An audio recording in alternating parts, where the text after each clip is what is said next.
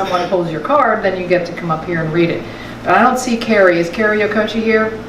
No, she's not here today. She's not here today. Her mom is. Hey, Laura. So this is one that Carrie gave us. And it's from, not surprisingly, coming from her, from Maria Montessori.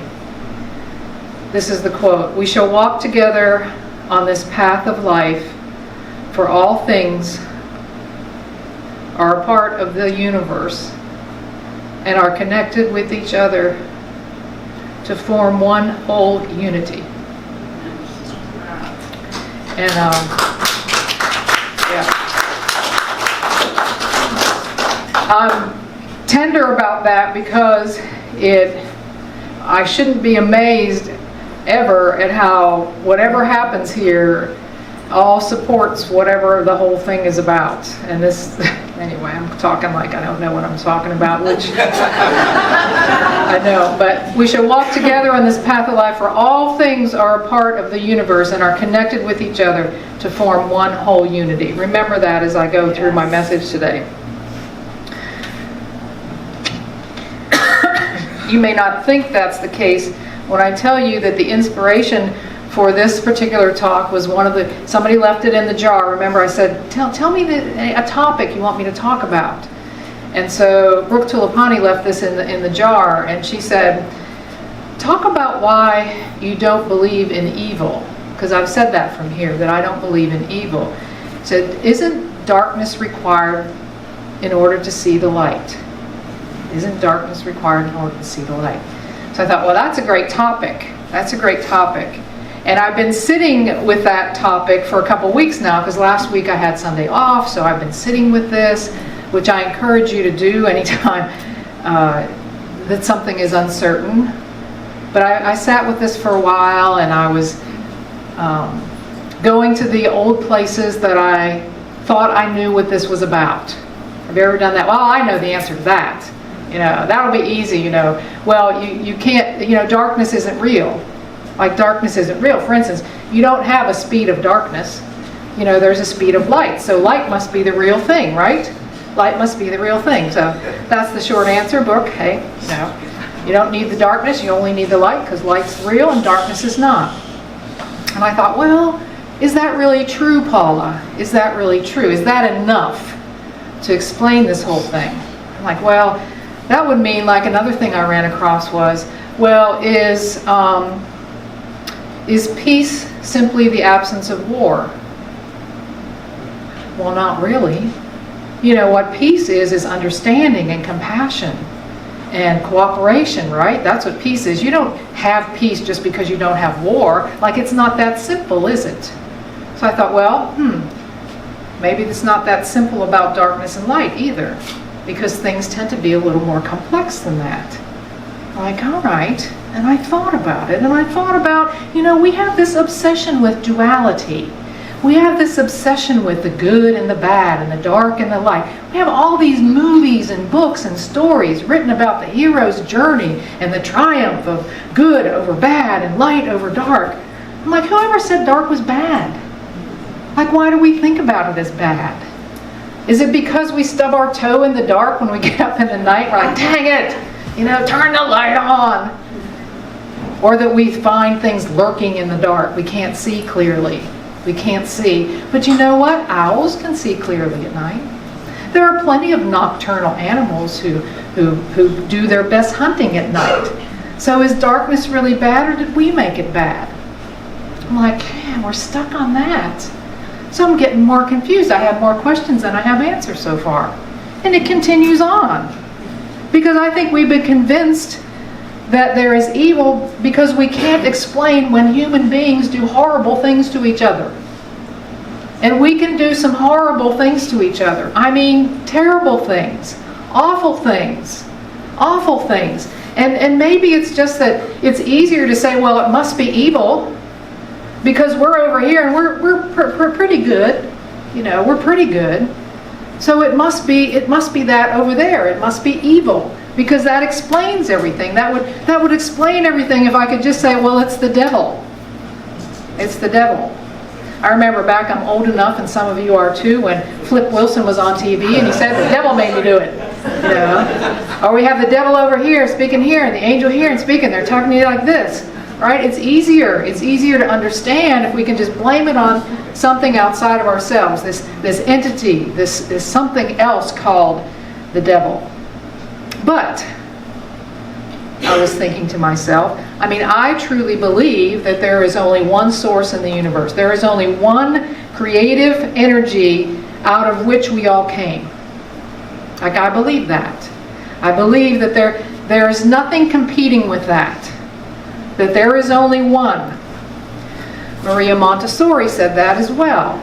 She said, we are all connected to form one whole unity. That's what I believe. So if that's the truth, how can there be something opposite then? How can there be that? Well, I had my canned answer for that as well. I was like, oh, I know that now. It's when we're disconnected from that. That's how evil happens. We're disconnected from the light. And that's what happens. We block our own channel and we're disconnected. Well, there's the answer, right? Well, how can that be? How can that be? Can you ever really be disconnected from the source? Like, that doesn't make any sense. I'm scratching my head more and more. How can it be that evil is simply the absence of love, that the channel is blocked? Because you know what's easy for us then? We blame the human being. Their channel is blocked. They must have fill in the blank.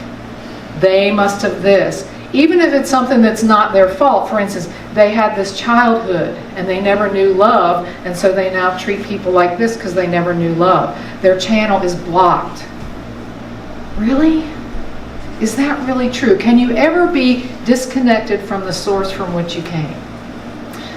I'm doubting it. I'm doubting it. I'm doubting it.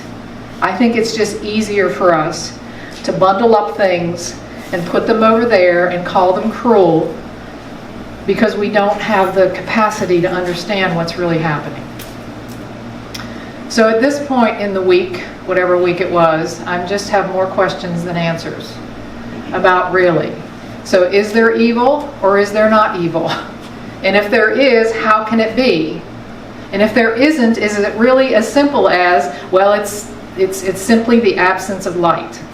It all was not making sense to me. I was still confused. So I went to the prophet. I went to Khalil Gibran. I said, what in the world could somebody else have to say about this? Because I've been sitting with this and I'm confused. I'm confused. So I've read from the prophet before by Khalil Gibran. And the short story is that the prophet al-Mustafa has been marooned on this island of Orpheus with these people for 12 years. He sees his ship coming in. He's ready to leave. The people are like, oh, you can't leave until you impart some wisdom for us, because you can't just hightail it out of here. You know, we want to know what you learned by being here. Share with us your thoughts. You are the master. Share with us your thoughts. And so one of the elders of the city said, speak to us of good and evil. And he answered, of the good in you I can speak, but not of the evil. For what is evil but good, tortured by its own hunger and thirst? Right? He said, wow, I'm like, okay. Verily, when good is hungry, it seeks food even in dark caves. And when it thirsts, it drinks even of dead waters. I started to breathe. I'm like, okay. You are good when you are one with yourself, yet when you are not one with yourself, you are not evil. Both of those are true. A ship without a rudder may wander aimlessly among perilous isles, yet sink not to the bottom. You are good when you strive to give of yourself, and yet you are not evil when you seek to gain for yourself.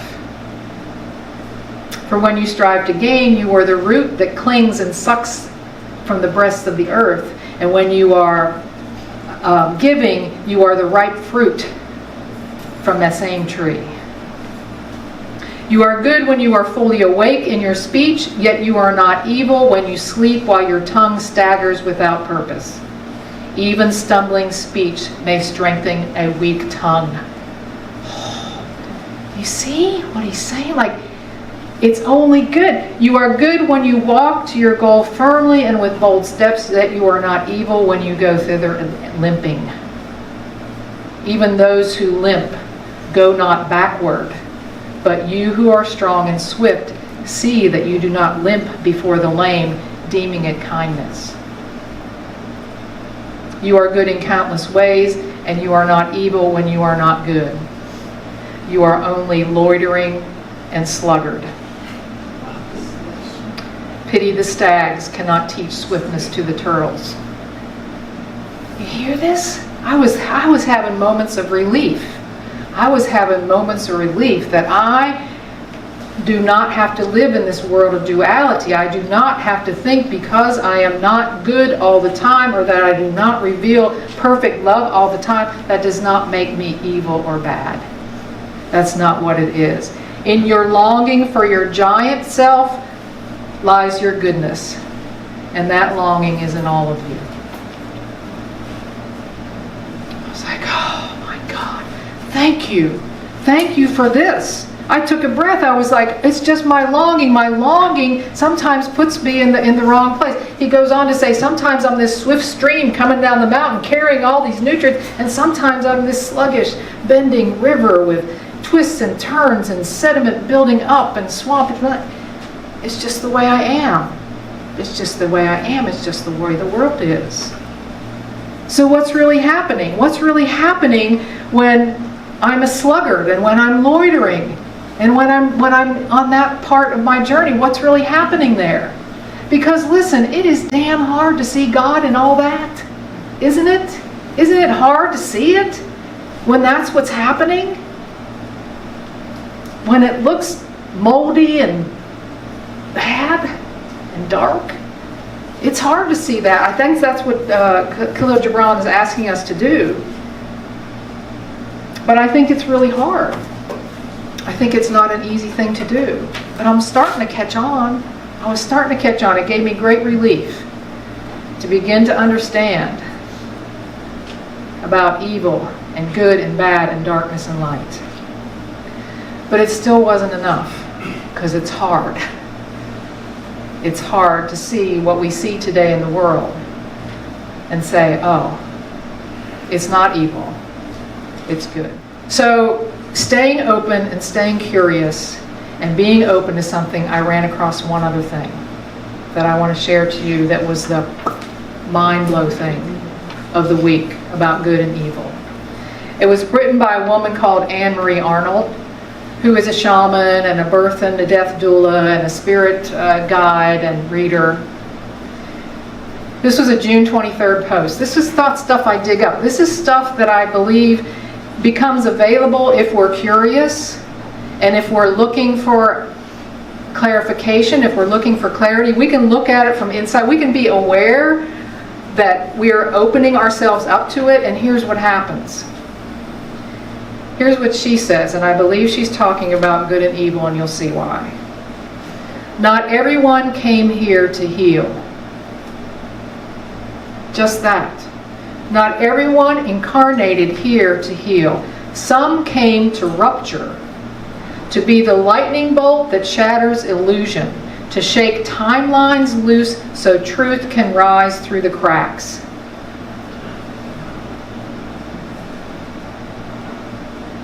Donald Trump isn't just a politician, he is an archetype, a walking mirror for empire, ego, corruption, and collapse. Our mirror, my mirror, your mirror. He doesn't build, he reveals. He's here to reveal, and what he reveals is what still lives in the shadows, what still lives in the darkness. The collective hunger for control, power, and division. The collective, the whole unity. It's revealing to us what is in the whole. In our consciousness. Do you know that since the recorded times, 5,000 years ago, since the first recording of war happened 5,000 years ago, 2,700 before the Common Era, there is evidence, archaeological evidence, that conflict began 13,000 years ago. Do you think that's not in our consciousness? Do you think fight and hate and conflict is not right there? It's been there continually on the planet for over 13,000 years. I digress. He doesn't build, he reveals. You don't have to follow him, but ignoring the mirror means ignoring your own reflection. It means ignoring my own reflection. Elon Musk isn't just a tech genius, he's a bridge between Earth and the stars, between ancient memory and future code. His sole mission is tangled, to merge technology with consciousness, to reintroduce alien memory to a sleeping grid, but he too is split. Prophet or pawn, liberator or engineer of control. His mission depends on his alignment and ours. Because here's the deeper truth. These players only exist in power because the field allowed it. Because our consciousness allowed it. Because our collective whole allowed it to be revealed, to show us the truth, to show us what has been there all along. Because the collective summoned the activators it needed to wake up from the dream of disempowerment.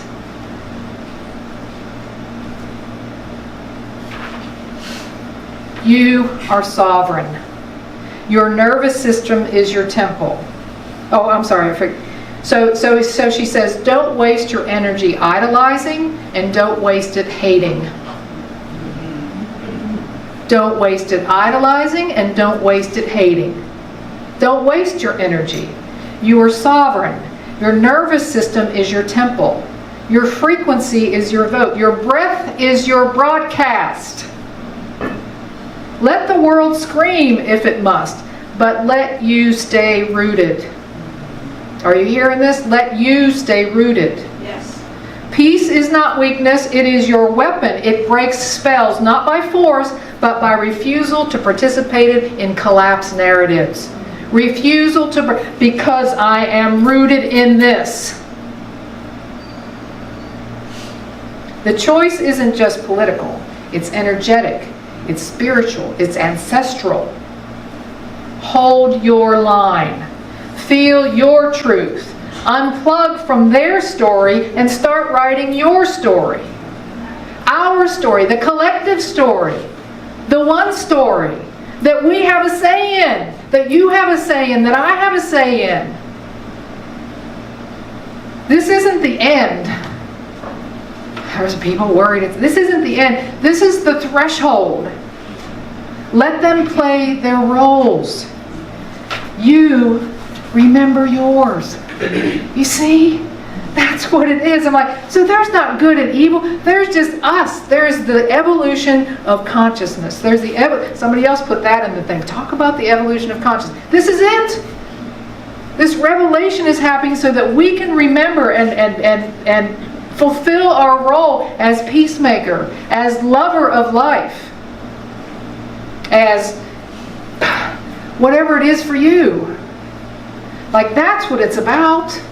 Like, I'm off the deep end with it.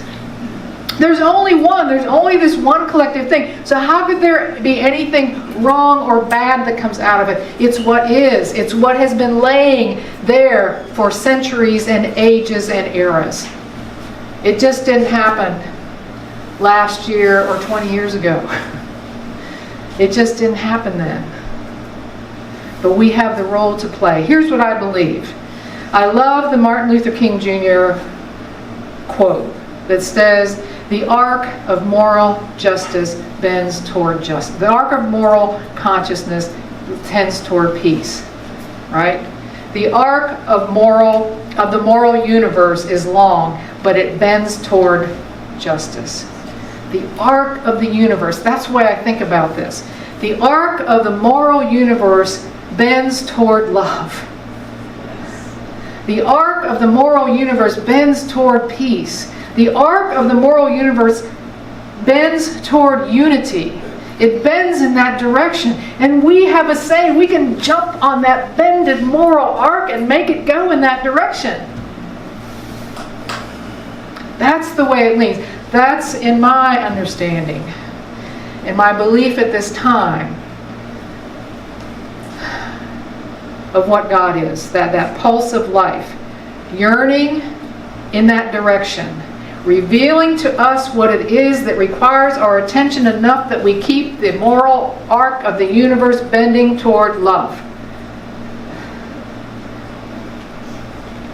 So no, I don't believe in evil.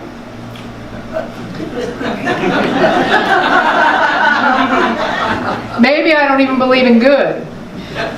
I only believe in the moral arc of the universe, the God that is the source of all, the creation from which we come, bending in that direction and teaching us how and giving us the opportunity to get there. To know it before we die. To know it here on earth. To know it with each other. That's what I think. I could be wrong.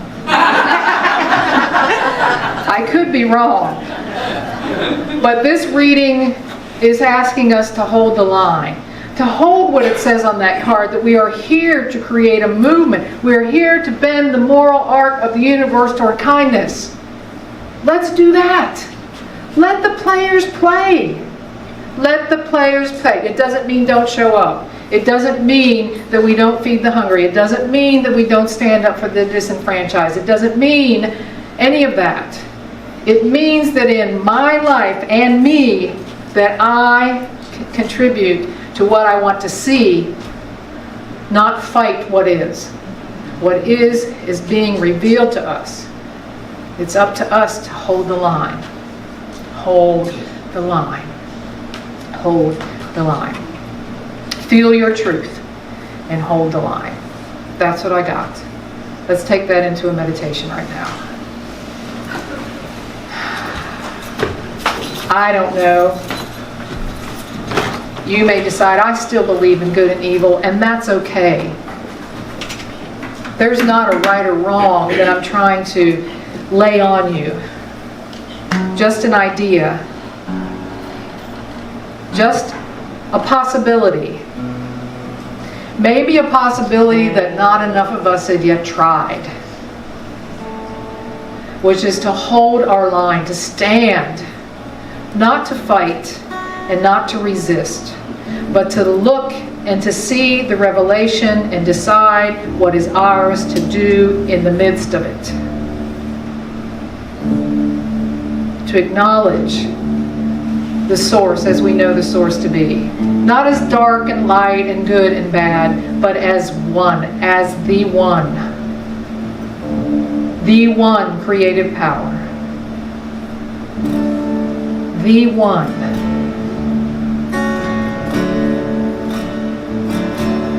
How does it call me? Let's sit with that for just a few minutes. How does it call me?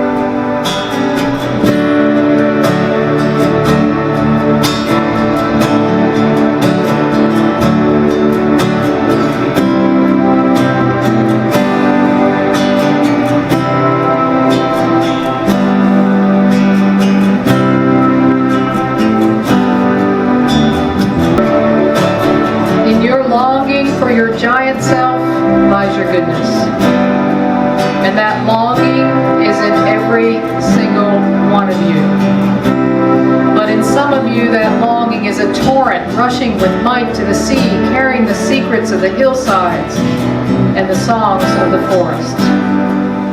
And in others, it is a flat stream that loses itself in angles and bends and lingers before it reaches the shore. But let not him who longs much say to him who longs little, wherefore are you slow and halting? For the truly good, ask not the naked, where is your garment?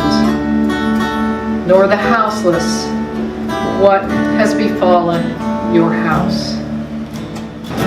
May I be filled with loving kindness. May I be well. May I be peaceful and at ease. May I be happy. May all beings be filled with loving kindness. May all be well.